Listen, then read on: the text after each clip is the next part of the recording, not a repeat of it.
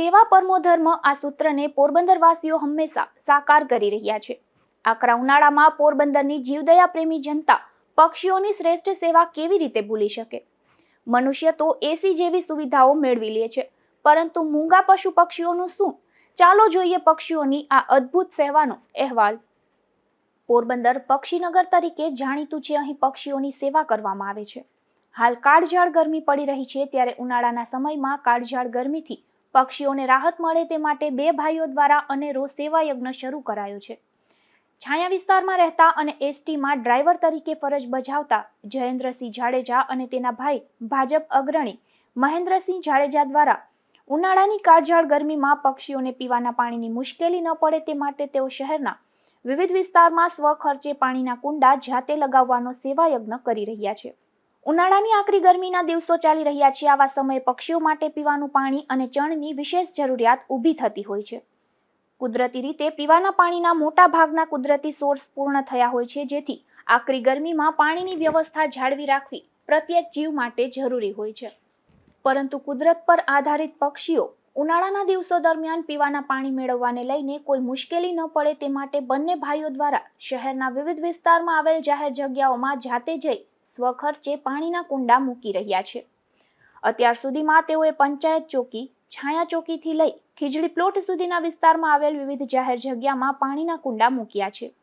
આ સેવા યજ્ઞની શરૂઆત શિવરાત્રીના દિવસથી તેઓએ કરી હતી અને માત્ર કુંડા લગાવીને જવાબદારી પૂરી એમ નહીં, પરંતુ બંને ભાઈઓ નવરાશના સમયમાં ફરીથી તે કુંડામાં પાણી ભરવાનો સેવા યજ્ઞ પણ કરી રહ્યા છે। મારું નામ મહેન્દ્રસિંહ જાડેજા છે। અમે બંને ભાઈઓ દ્વારા એક સેવા કાર્ય પક્ષીઓ મૂંગા પક્ષીઓ માટે કરેલું છે।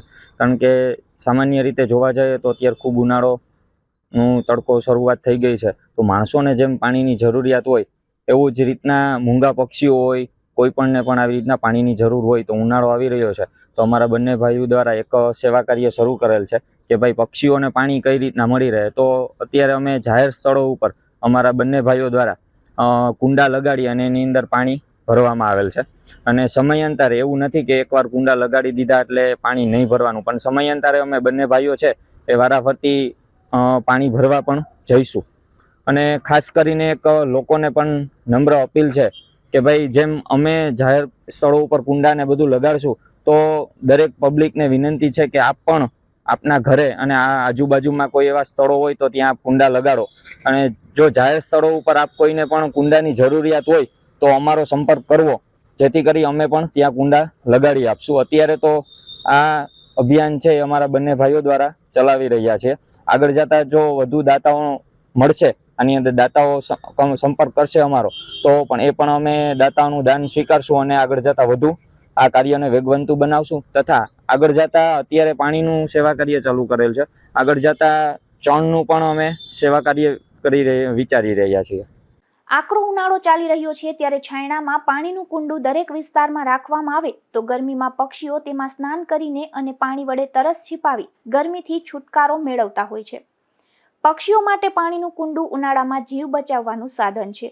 ગ્રામ્ય વિસ્તારમાં તો તળાવો અને નદી નહેરમાં આવેલા પાણીના સ્ત્રોત મારફત ગરમીમાંથી રાહત મેળવે છે, પણ શહેરી વિસ્તારમાં એ પણ ન હોવાથી કાળઝાળ ગરમીમાં પક્ષીઓને રાહત મળે તે માટે પક્ષીઓના કુંડા ઉપયોગી છે। આથી દાતાઓનો સહયોગ મળશે તો તેઓ શહેરના વિવિધ વિસ્તારમાં આ સેવાનો વ્યાપ વધારવાનું પણ આયોજન કર્યું છે। આથી દાતાઓને તેઓનો સંપર્ક સાધવા અનુરોધ કરાયો છે। આ ઉપરાંત કોઈ જાહેર જગ્યાએ કુંડા મૂકવા હોય તો પણ બંને ભાઈઓનો સંપર્ક કરવા જણાવાયું છે। નિપુલ પોપટ સાથે અશોક થાનકી, ગુજરાત ન્યૂઝ, પોરબંદર।